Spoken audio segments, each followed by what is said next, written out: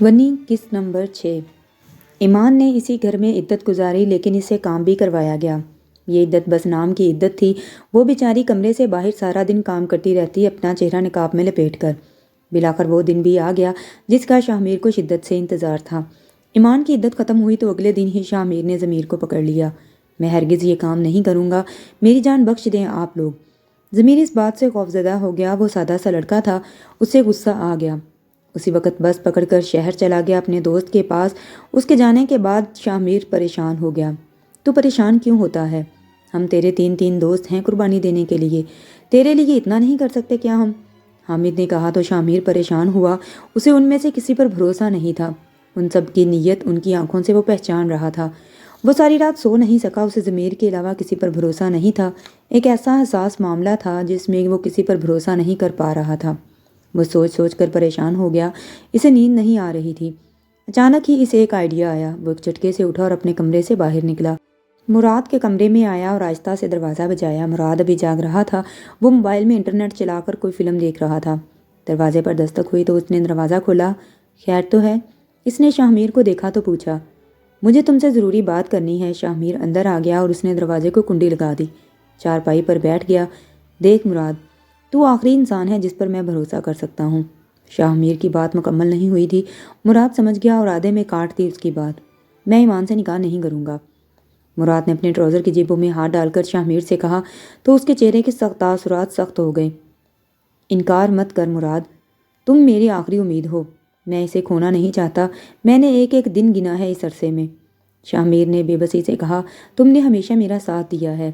میں امید کرتا ہوں کہ تم آج بھی میری پریشانی میں میرا ساتھ دو گے۔ شاہ میر نے کہا، اور اگر میں نے تمہارا بھروسہ توڑ دیا تو؟ مراد نے کہا، مجھے یقین ہے تم ایسا نہیں کرو گے۔ تم ایمان کی عزت کرتے ہو، میں جانتا ہوں۔ تم نے کبھی بھی اسے غلط نظر سے نہیں دیکھا۔ میں لوگوں کی نظریں پہچانتا ہوں، شاہ میر نے کہا۔ وہ جانتا تھا مراد نے کبھی بھی ایمان کو بری نظر سے نہیں دیکھا۔ کافی دیر تک مراد سوچتا رہا، پھر بولا، ٹھیک ہے، تمہارے لیے یہ بھی صحیح۔ مراد نے اس کے کندھے پر ہاتھ رکھتے ہوئے کہا۔ شاہ میر نے خوشی سے اسے گلے لگایا۔ میں جانتا تھا تو میری مدد ضرور کرے گا۔ شاہ میر جذباتی ہو گیا۔ مراد نے اس کی بات پر ہلکا سا مسکرا دیا۔ صبح سویرے ہی شاہ میر نے قاضی کو بلا لیا اور نکاح کا بندوبست کیا۔ ایمان ابھی بھی سمجھ رہی تھی کہ اس کا نکاح ضمیر سے ہو رہا ہے۔ وہ نہیں جانتی تھی کہ ضمیر گھر چھوڑ کر چلا گیا ہے۔ جب نکاح خوان نے ضمیر کی جگہ مراد کا نام لیا تو وہ حیران ہو گئی۔ اس نے حیرت سے سکینہ اور ساجدہ کو دیکھا۔ ان دونوں نے اسے ہاں بولنے کا اشارہ کیا۔ ایمان کی نظروں کے سامنے مراد کا چہرہ آ گیا۔ کیا سوچ رہی ہو ایمان؟ جلدی سے ہاں کہہ دو۔ ساجدہ نے کہا۔ ایمان تو جیسے سکتے میں ہی چلی گئی تھی۔ پھر ساجدہ کی آواز پر وہ چونکی۔ اس نے قبول ہے کہا۔ نکاح ہو گیا تھا اور سب چلے گئے جو نکاح کے لیے آئے تھے گواہ بن کر۔ اسے طلاق دے دے مراد۔ سب کے جانے کے بعد یکدم شاہ میر مراد کے پاس آیا اور اس نے کہا، اتنی جلدی کیا ہے؟ ابھی تو نکاح ہوا ہے، کم از کم رات تک صبر کرو۔ مراد نے مسکراتے ہوئے شاہ میر کے کندھے پر ہاتھ رکھا اور بولا۔ شاہ میر کا دل ایک دم کو ڈوب کر ابھرا تھا، لیکن وہ کچھ بولا نہیں، چپ ہو کر بیٹھ گیا۔ رات کا انتظار کرنے لگا۔ رات ہوئی تو شاہ میر پھر مراد کے پاس آیا۔ شاہ میر، مسئلہ یہ ہے کہ میں جنت میں جانا چاہتا ہوں اور اس طرح سے پلاننگ کیا حلالہ کرنے والا جنت میں نہیں جا سکتا۔ مراد نے آرام سے شاہ میر کے سر پر بم پھوڑا۔ یہ تم کیسی باتیں کر رہے ہو؟ تم نے مجھ سے وعدہ کیا تھا۔ شاہ میر نے غصے سے کہا، میں نے کوئی وعدہ نہیں کیا تھا۔ میں نے تو یہ تک کہہ دیا تھا کہ اگر میں تمہارا بھروسہ توڑ دوں تو؟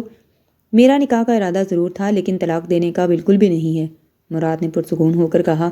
شاہ میر ایک دم سے باہر آیا۔ اماں، ابا، چاچی، دیکھیں یہ مراد کیا کہہ رہا ہے۔ شاہ میر کی آواز پر سب وہاں اکٹھے ہو گئے۔ کیا کہہ رہا ہے؟ شاہ میر کے والد صادق احمد نے کہا، یہ کہہ رہا ہے کہ یہ ایمان کو طلاق نہیں دے گا۔ شاہ میر کی آواز کمرے میں بیٹھی ہوئی ایمان نے بھی سنی تو اس کے پیروں تلے سے زمین جیسے نکل گئی اور سر پر آسمان آ گرا۔ مراد، کیا یہ سچ کہہ رہا ہے؟ ساجدہ نے پوچھا۔ جی بالکل سچ کہہ رہا ہے، مراد نے آرام سے کہا۔ ایمان بھی کھڑکی کے قریب آ کر کھڑی ہو گئی اور سننے لگی۔ تم ہمیں دھوکہ نہیں دے سکتے مراد، ساجدہ نے کہا۔ آپ لوگ چاہیں جو کچھ بھی کر لیں اس معصوم کے ساتھ، لیکن آپ کو کوئی دھوکہ بھی نہ دے۔ آپ اس پر الزام لگائیں، اس کی تذلیل کریں، اسے جانوروں کی طرح اس سے کام لیں، آپ کچھ بھی کر لیں، کوئی آپ کو کچھ بولنے والا نہیں، لیکن دوسرا کوئی آپ کو کچھ نہ کہے، یہاں تک کہ آپ کو دھوکہ بھی نہ دے۔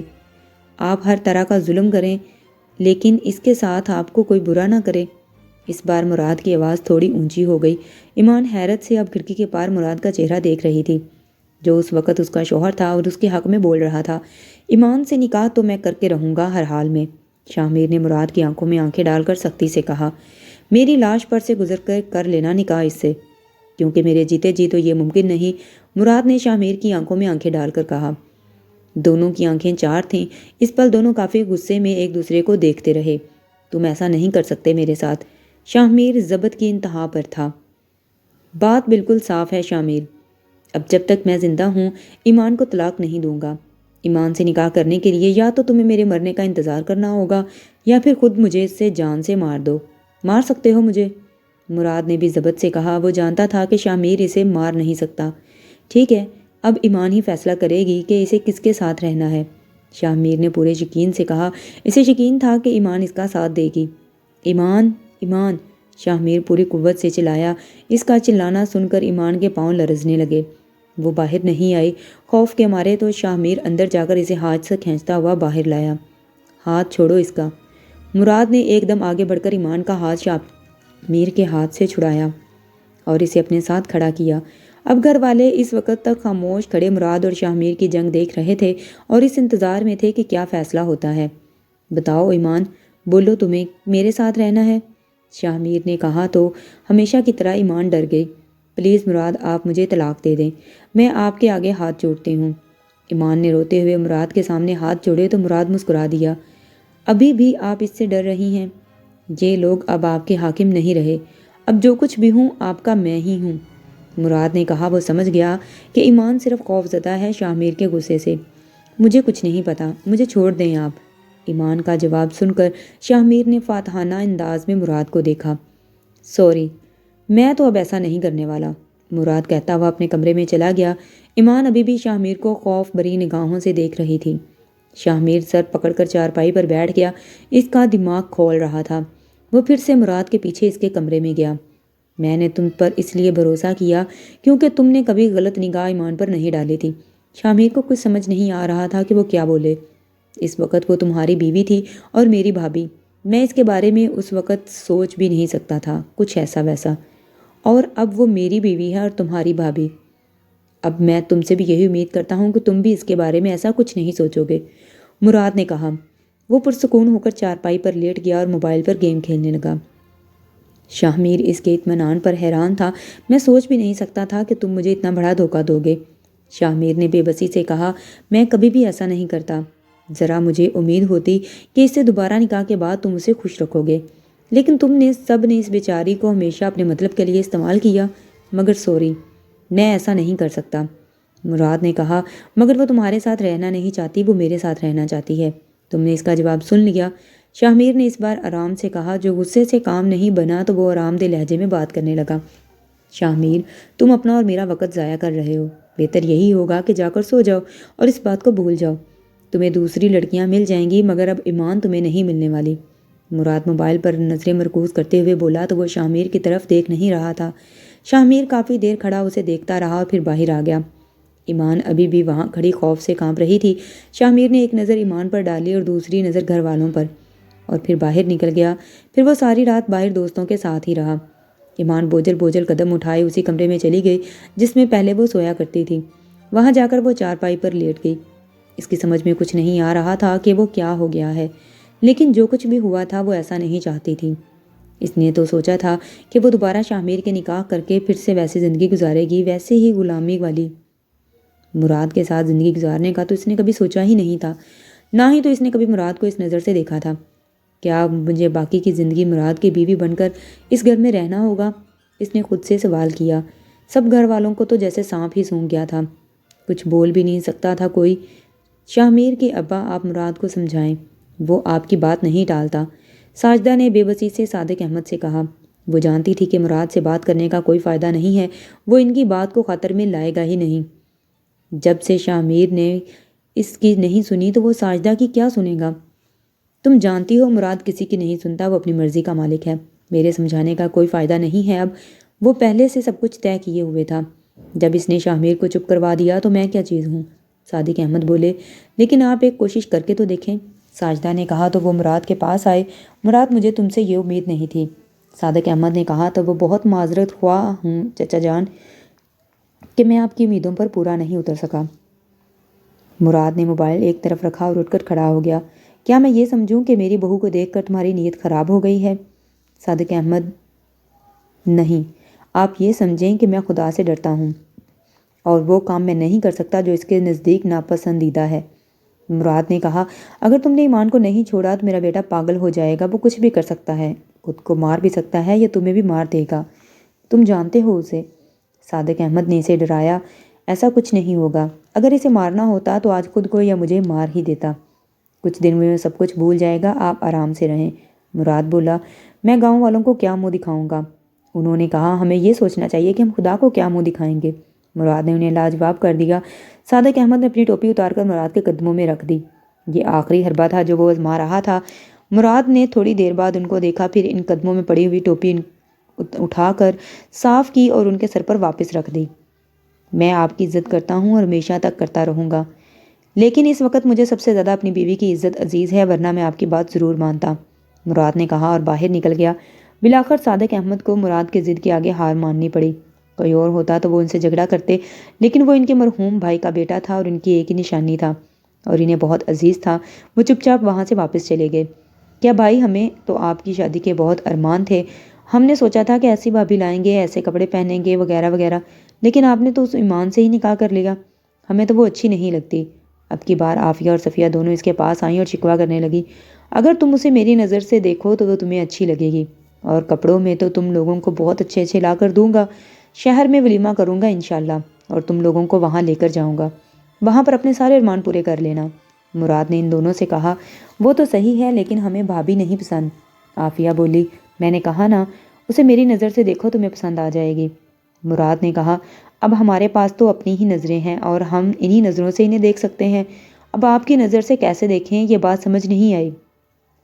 صفیہ نے جواب دیا، چلو آپ دونوں میرا دماغ مت کھاؤ، جاؤ جا کر سو جاؤ۔ مراد نے کہا تو وہ دونوں اپنے اپنے کمروں میں گھس گئیں۔ مراد اٹھا اور ایمان کے کمرے میں آیا، وہ وہاں واس باختہ بیٹھی ہوئی تھی۔ مراد کو دیکھ کر وہ ٹھیک سے بیٹھ گئی۔ مراد نے دروازہ بند کیا اور اس کے پاس آ کر کھڑا ہو گیا۔ کل صبح آپ میرے ساتھ شہر چل رہی ہیں، اپنی پیکنگ کر لیں آج ہی، میری جاب لگی ہے اور آپ وہاں میرے ساتھ رہیں گی۔ مراد نے کہا تو ایمان ایک دم سے چارپائی سے اتری اور اس کے سامنے آ کر کھڑی ہو گئی۔ میں آپ کے آگے ہاتھ جوڑتی ہوں، مجھے آزاد کر دیں، ورنہ شاہ پتہ نہیں کیا کر لیں۔ ایمان نے کہا تو اس کی آنکھوں سے آنسو چھلک پڑا۔ مراد نے سینے پر ہاتھ باندھے اور اسے دیکھتا رہا، پھر اس کے چہرے پر طنزیہ مسکراہٹ پھیل گئی۔ میں ایسا کر کے آپ کو 2 ٹکے کا نہیں کرنا چاہتا، مراد نے کہا، آپ خواہ مجھے اہمیت دے رہے ہیں، میری ذات کی کوئی اہمیت نہیں ہے، میں ونی میں آئی تھی، میرا کام صرف دوسروں کی خدمت کرنا ہے، میں ایک غلام ہوں، باندھی ہوں، اس سے زیادہ میری کوئی حیثیت نہیں۔ ایمان اب چارپائی کے کنارے پر ٹیک لگا کر بیٹھ گئی۔ مراد حیرت سے اسے دیکھتا جا رہا تھا۔ میں نے کہا نا، آپ اپنا سامان باندھ لیں، صبح ہوتے ہی ہم دونوں یہاں سے چلے جائیں گے۔ مراد نے کہا، آپ کو جانا ہے تو چلے جائیں، لیکن مجھے کہیں نہیں جانا۔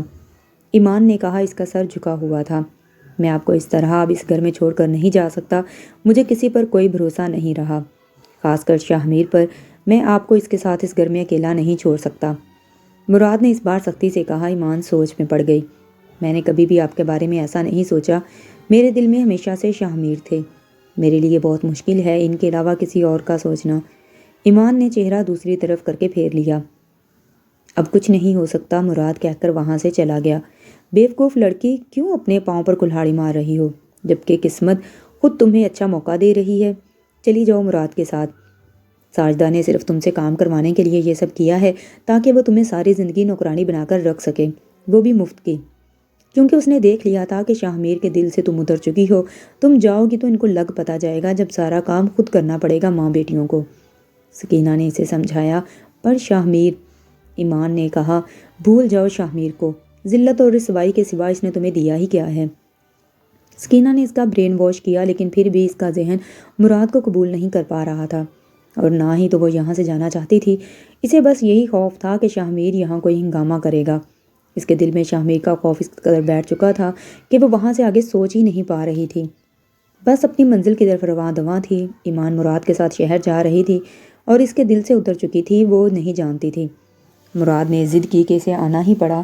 سکینہ نے بھی اسے بہت سمجھایا، لیکن وہی ایک خوف اس کے دل میں تھا، اور اسے شاہ میر کا خیال آ رہا تھا کہ وہی شاہ میر کے غصے سے ڈر بھی لگ رہا تھا۔ اس کے دل میں شاہ میر کا اتنا خوف بیٹھ چکا تھا کہ اسے یہ ہوش ہی نہیں رہا کہ اب شاہ میر کا اس کے ساتھ کوئی رشتہ نہیں۔ کچھ لوگ ایسے ہی ہوتے ہیں، بنا کسی حق اور باطل کے اسی رشتے کے مارے ہی ہمارے سروں پر حاوی ہو جاتے ہیں۔ ان کا خوف ہمیں جینے نہیں دیتا اور ان کا خوف ہمیں خوشیاں محسوس کرنے بھی نہیں دیتا۔ ان کا خوف ہمیں آزادی تک محسوس کرنے نہیں دیتا اور ایسے لوگوں کو ہم خود ہی سر چڑھا لیتے ہیں۔ ایک ایسا شخص جس نے ہر پل کی تذلیل کی، ایک ایسا شخص جس نے دوستوں کے بیچ میں اس کے راز فاش کیے، ایک ایسا شخص جس نے مطلب کے لیے محبت دکھائی، جس نے الزام لگایا، شک کی بنیاد پر اسے صفائی کا موقع دیے بغیر ہی رشتہ توڑ دیا۔ ایمان کے ذہن میں آج بھی وہی شخص سوار تھا۔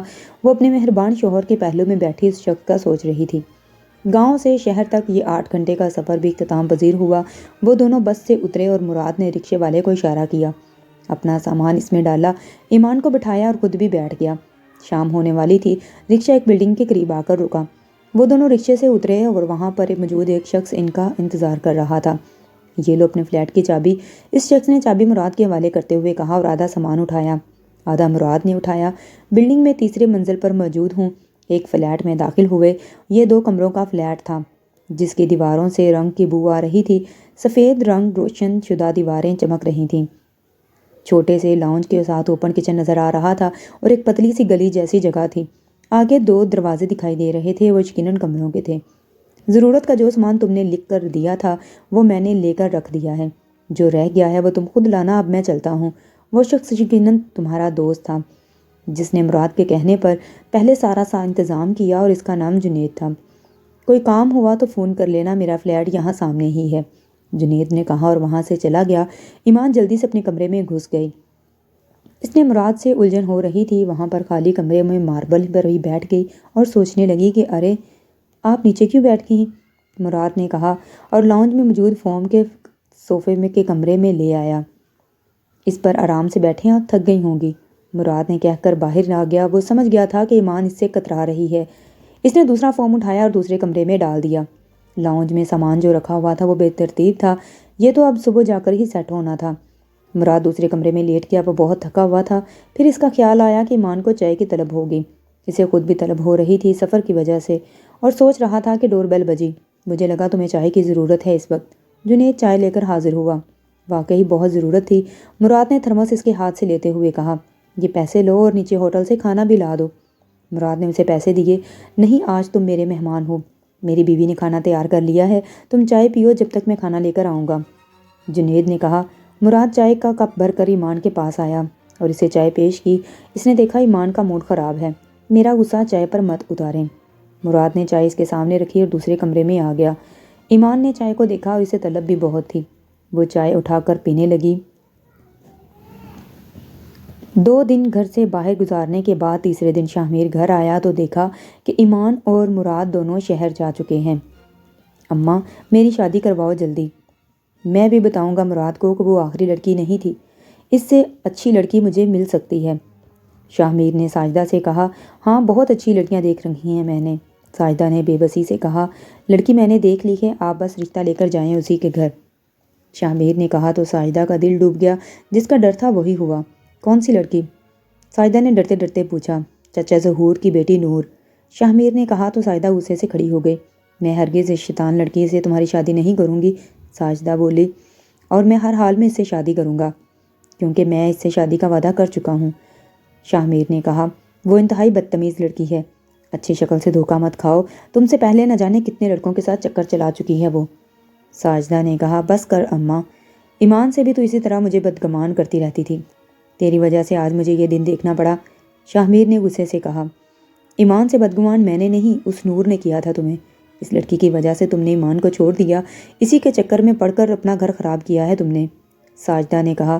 میں کچھ نہیں سنوں گا، کہیں میرا رشتہ لے کر جاؤ نور کے گھر، ورنہ مجھ سے برا کوئی نہیں ہوگا، شاہ میر کہتا ہوا باہر نکل گیا۔ ساجدہ سر پکڑ کر بیٹھ گئی۔ مراد نے سارا گھر سیٹ کر دیا تھا لیکن ایمان اس سے بات نہیں کرتی تھی۔ وہ بس دن پر وقت پر کھانا بنا دیتی تھی اور باقی کام کرتی تھی اور اپنے کمرے میں گھس جاتی تھی۔ دونوں الگ الگ کمروں میں رہ رہے تھے۔ ایک دن مراد اس کے لیے بہت سارے ریڈی میڈ جوڑے اور جوتے لے کر آیا۔ وہ جانتا تھا کہ ایمان اس کے ساتھ شاپنگ پر نہیں چلے گی، لیکن وہ یہ بھی جانتا تھا کہ ان چیزوں کی اسے ضرورت ہے۔ مجھے نہیں چاہیے کچھ بھی، ایمان نے چہرہ دوسری طرف کرتے ہوئے کہا تو مراد مسکرا دیا اور اس کے قریب آ کر بیٹھ گیا۔ آپ ناراضگی میں بھی بہت پیاری لگتی ہیں، مراد نے کہا۔ مجھے آپ کے ساتھ نہیں رہنا، وہ تھوڑا دور ہو کر بولی، مگر مجھے آپ کے ساتھ ہی رہنا ہے۔ مراد پھر قریب ہوا۔ آپ جائیں یہاں سے، ایمان نے پریشانی سے کہا۔ اچھا جاتا ہوں، میرے جانے کے بعد شاید آپ ان چیزوں پر نظر ڈال دیں، مراد نے کہا اور اپنے کمرے میں چلا گیا۔ ایمان نے کپڑوں کی طرف دیکھا، پھر ایک ایک کر کے انہیں کھول کر دیکھنے لگی۔ پہلی بار کوئی اتنے چاہ سے اتنا سب کچھ اس کے لیے لایا تھا۔ ایک عجیب سا احساس اسے ہونے کو تھا۔ آدھی رات کو مراد اٹھا اور اس کے قدم ایمان کے کمرے کی جانب بڑھنے لگے۔ اس نے ہولے سے دروازے کا ہینڈل گھمایا اور دروازہ کھولا۔ ایمان کمرے میں نیم اندھیرا کیے سو رہی تھی۔ کمرے میں نارنجی رنگ کی زیرو بلب چل رہا تھا۔ مراد آہستہ سے چلتا ہوا اس کے قریب آیا اور پاس بیٹھ کر اس کا چہرہ دیکھنے لگا۔ ایمان سو رہی تھی، اس کے چہرے پر اطمینان واضح دکھائی دے رہا تھا۔ مراد اسے دیکھنے لگا۔ انمول لڑکی، دنیا نے تمہیں کتنا بے مول کر دیا تھا، مگر میں ایسا نہیں ہونے دوں گا۔ مراد نے اس کے قریب ہو کر سرگوشی کی، پھر اس کے چہرے سے ایک لٹ ہٹائی تو اس کی آنکھ کھل گئی۔ مراد کو قریب دیکھ کر وہ جیسے اچھل پڑی۔ آپ یہاں کیا کر رہے ہیں اس وقت؟ ایمان ایک دم سے اٹھ بیٹھی۔ اپنی بیوی کو دیکھ رہا ہوں۔ آپ کو کوئی پرابلم؟ مراد نے ابرو جھکا کر جواب دیا۔ آپ چلے جائیں یہاں سے، ایمان نے ہلکی آواز میں کہا۔ کیوں چلا جاؤں؟ مراد بولا۔ کیونکہ میں آپ کے لائق نہیں ہوں۔ آپ مجھ سے اچھی لڑکی کے حقدار ہیں۔ میں ونی ہوں، طلاق یافتہ ہوں، میری کوئی حیثیت نہیں۔ میں آپ کے سامنے اپنے آپ کو کمتر محسوس کرتی ہوں، ایمان نے کہا تو مراد مسکرا دیا۔ آپ کو لگتا ہے کہ میں نے یہ سب آپ سے ہمدردی میں کیا ہے؟ مراد نے کہا تو ایمان نے اس بات میں سر ہلایا۔ ایمان، مراد نے پیار سے اس کا نام پکارا اور اس کے ہاتھوں پر اپنے ہاتھ رکھ لیے۔ پھر بولا، ساجدہ چچی کی باتیں میں نے سن لی تھیں۔ وہ صرف کام کے لیے آپ کو واپس لانا چاہ رہی تھیں اور شاہ میر کو بس گاؤں والوں کے تانوں کی فکر تھی۔ کسی کو نہ آپ سے ہمدردی تھی نہ محبت، اور میں نے قدر کی ہے آپ کی۔ اس دن جب آپ نے میرے کمرے کا دروازہ کھٹکا کر کہا تھا کہ میں مرغی لا دوں ورنہ آپ مر جائیں گی، تو اس پل آپ مجھے بہت معصوم اور پیاری لگی تھی۔ اس دن کے بعد میں ٹھیک سے سو نہیں سکا، مجھے بار بار آپ کا خیال آتا تھا۔ جب آپ شاہ میر کا جوڑا جل جانے پر معصومیت سے آنسو بہا رہی تھیں، اس پل بھی میرا دل ڈوب کر ابھرا تھا۔ کئی بار آپ کو دیکھ کر میرا دل دھڑکا تھا، لیکن میں ہر بار خیال جھٹک دیتا تھا، کیونکہ آپ کا رشتہ میرے لیے قابل احترام تھا۔ لیکن میں بھی انسان ہوں، خیال آنا فطری بات ہے۔ خیال کو جھٹکنا اور حاوی کرنا فطرتی نہیں، یہ ہمارے بس میں ہوتا ہے۔ مراد سانس لینے کو رکا، پھر اپنی بات جاری رکھی۔ پھر جب شاہ میر نے آپ کو طلاق دی تب میں نے موقع سے فائدہ نہیں اٹھانا چاہا۔ تب بھی میں چپ رہا، کیونکہ جانتا تھا کہ کوئی راضی نہیں ہوگا اور شاہ میر آپ کو واپس اپنانا چاہتا تھا۔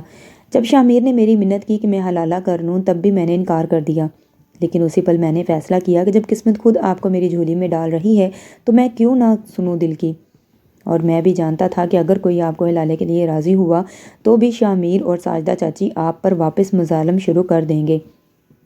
آپ ایک بار پھر سے جہنم میں چلی جائیں گی، اس لیے میں راضی ہو گیا، حلالہ کے لیے نہیں، آپ کو اپنانے کے لیے۔